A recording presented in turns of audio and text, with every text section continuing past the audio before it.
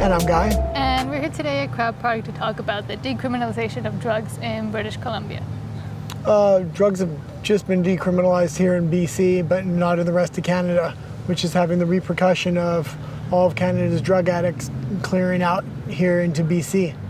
And we don't just see the impacts in big cities like Vancouver, but all over the province we're seeing an influx of people that are bringing, unfortunately, with them other issues that the province doesn't even seem to really care about or want to address. Because when we decriminalize drugs in other countries like Portugal, there are other measures implemented as well to help the people if they need it, and there's boards that they have to go before if they want to keep using. But here it's just kind of like a free-for-all. But why would that be?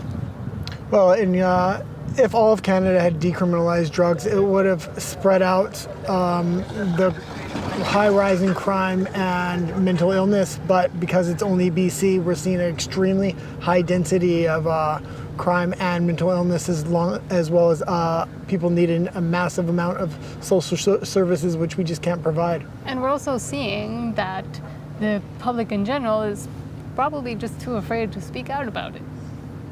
Well, right behind us is the main homeless encampment here for Vancouver, I guess. We'll show you a few pictures before we go.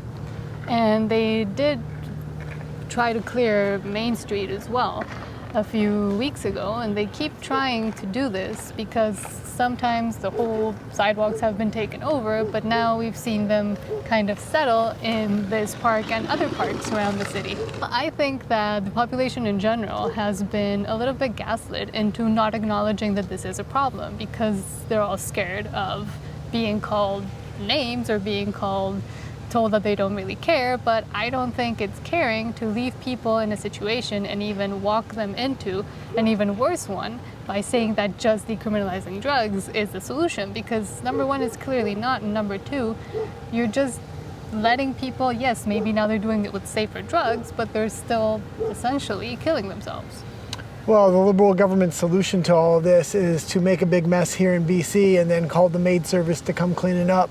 The MAID service stands for? It's the medical assistance in dying. So they're essentially trying to manage people into death, and that's not good either, even as kind as they want to make it seem.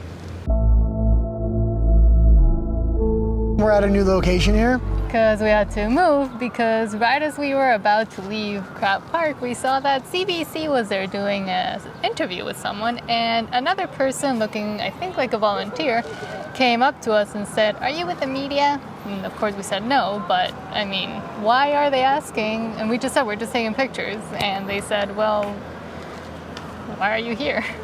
Yeah, there was just a very unwelcoming vibe asking, are we with the media? What are we doing here?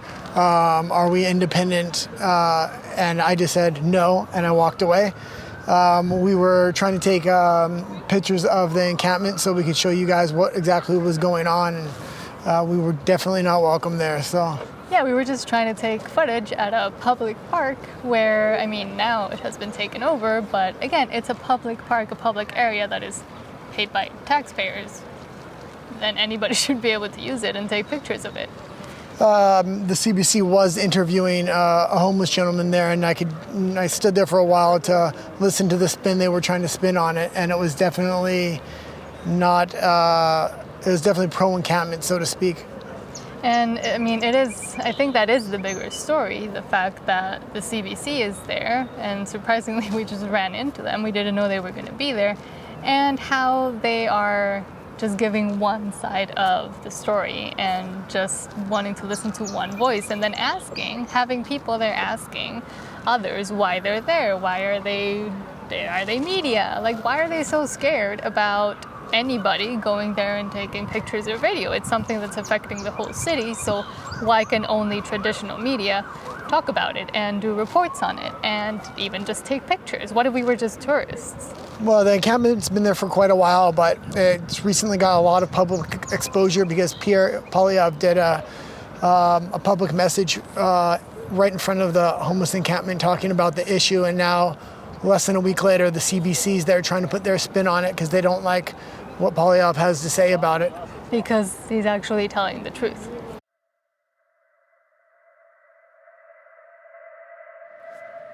Do you ever feel like everything's broken in Canada? I mean, here we are.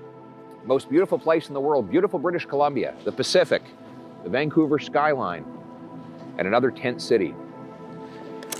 In that tent city are people hopelessly addicted to drugs, putting poisons in their bodies. They've probably lost their homes, their families.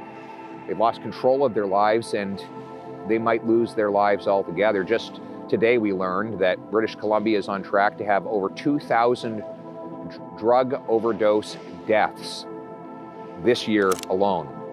Also, I noticed when we were driving in the area, and it's a common area I'm down and around, but there's a lot of public parks, public gardens, restaurants, and different things in the area, and a lot of them are closed, and just people aren't able to access the public facilities anymore because of the problem of violence and mental illness because of the homeless encampment. And because of the decriminalization of drugs, once again, like we're not helping these people by just go at it and giving them no out and no help and no services. And instead, it's becoming a more public issue that I am still surprised, again, I'm from Mexico, I'm still surprised that people here just don't seem to care, don't seem to see it, even when it's right up in their nose.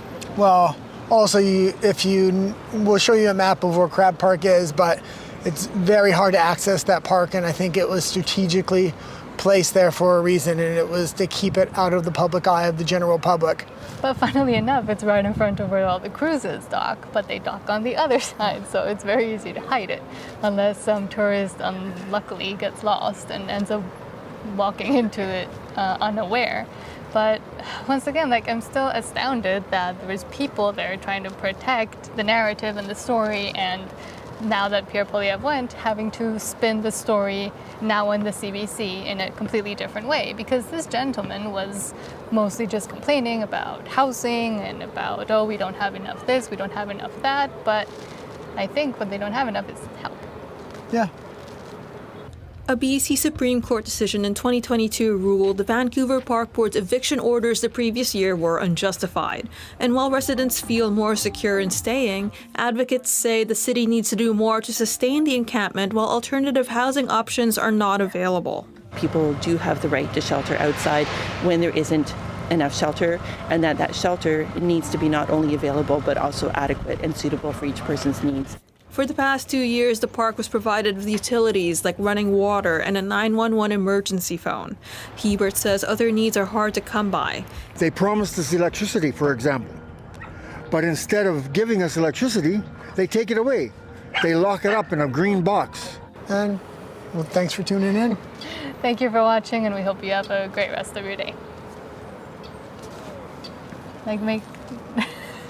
You have to look at the camera. Okay, you ready? It has to look like an Are you ready?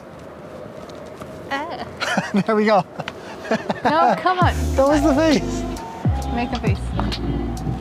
No, we can't be together because I'm going to separate us. No, we can't be together. People will know.